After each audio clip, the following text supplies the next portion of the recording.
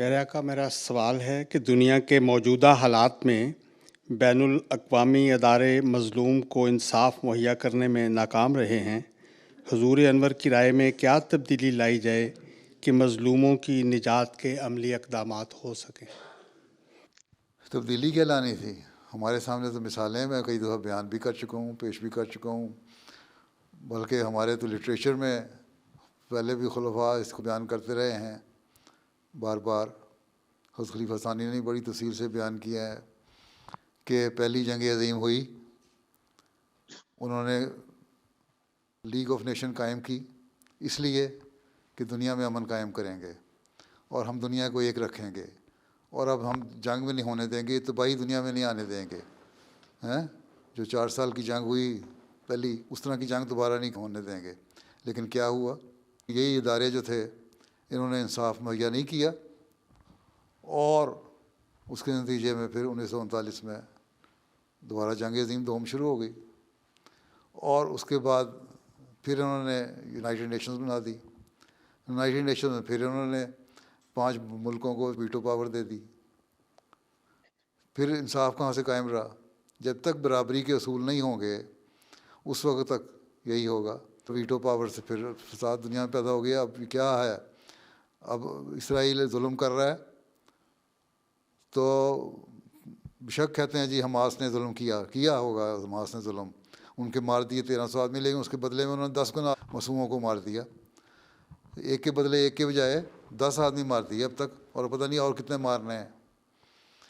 تو اسرائیل کو کوئی کہنے کو کسی کو ضرورت نہیں ہے۔ اب اگر یہودیوں پہ اگر ظلم ہوا تھا تو جرمنی والوں نے کیا تھا ظلم، یورپ نے کیا تھا ظلم، فلسطینیوں سے ظلم نہیں کیا تھا کہ کرے کوئی اور بھرے کوئی۔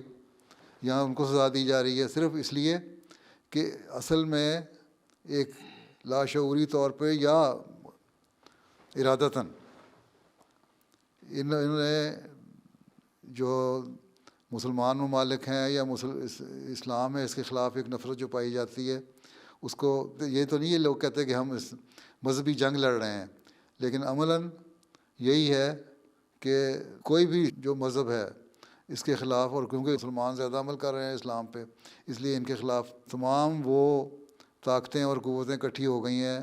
اس میں ایتھیسٹ بھی ہیں اور دوسرے لوگ بھی ہیں جو مذہب کو ختم کرنا چاہتے ہیں۔ باقی مذاہب کو دلچسپی کوئی نہیں، لیکن مسلمان ان کو اپنے مذہب سے دلچسپی ہے، اس لیے وہ کرنا چاہتے ہیں۔ لیکن اصل میں تو یہی ہے کہ یہ طاقتیں اپنے مفادات حاصل کرنا چاہتی ہیں۔ اگر مذہب نہیں بھی ہے تو تب بھی وہ اپنے معیشت کو قائم رکھنے کے لیے وہ چاہتے ہیں کہ تعلقات قائم رہیں۔ اور اگر کوئی UN میں بل پیش کیا جاتا ہے، قرارداد پیش کی جاتی ہے، تو اس کو ویٹو کر دیتے ہیں۔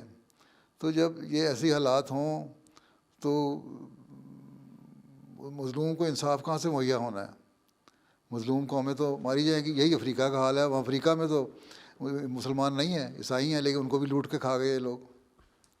یہ پیگن ہیں یا عیسائی ہیں، ان کو بھی لوٹ کے کھا رہے ہیں۔ ان کے سارے وسائل اور ذرائع جو ہیں، معدنیات جو ہیں، وہ لوٹ کے کھا گئے۔ اس کے اوپر بھی اب شور پڑنا شروع ہو گیا۔ افریقن قومیں بھی اٹھنا شروع ہو گئی ہیں، شور مچانے لگ گئی ہیں کہ ہمیں لوٹ کر لے گئے یورپ والے سارے۔ تو یہ ساری باتیں کہیں مذہب کے نام پہ یا مذہب کے حوالے سے جو یا دوسرے حوالے سے باتیں کی جاتی ہیں، لیکن اصل مقصد یہی ہے کہ جیو پولیٹیکل گین ہے، جغرافیائی اور سیاسی مقاصد ہیں جن کے حصول کے لیے یہ لوگ کوششیں کرتے ہیں، اور انصاف کو قائم نہیں کرتے، اور کہتے اپنے آپ کو سب سے بڑا انصاف کا چیمپئن ہے، امن قائم کرنے کا چیمپئن ہے۔ تو اس کا تو آخری علاج یہی ہے کہ دنیا میں اسلام کی حکومت قائم ہو، انصاف پسند مسلمانوں کی حکومت قائم ہو، اور وہ جماعت احمدیہ کے ذریعے سے ہو سکتی ہے۔ اور اس کے لیے ہمارا کام ہے کہ ہم تبلیغ کریں اور پیغام پہنچائیں جس حد تک پہنچا سکتے ہیں۔ میں بے شمار جگہوں پہ، کیپٹل ہل میں بھی اور باقی جگہوں پہ بھی، ہر جگہ یہی باتیں کرتا ہوں کہ تم لوگ ویٹو پاور کے بعد جب تک کرتے ہو اس وقت تک امن نہیں قائم کر سکتے۔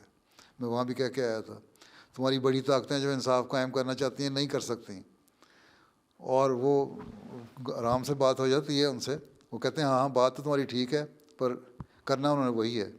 تو انہوں نے کیا امن قائم کرنا ہے؟ امن قائم تو ہوگا اسی وقت جب اللہ تعالیٰ حضرت مسیح علیہ السلام کے ذریعے سے دنیا میں اسلام اور احمدیت کہ وہ پھیلائے گا اور اکثریت اس میں شامل ہو جائے گی.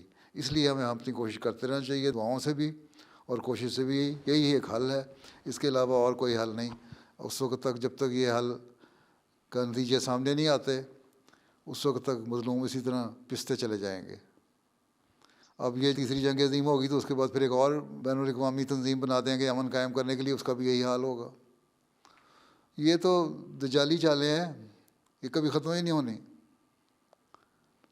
اس لیے بہت زیادہ دعاؤں کی اور بہت زیادہ محنت کی ضرورت ہے جو ہمیں کرنی چاہیے.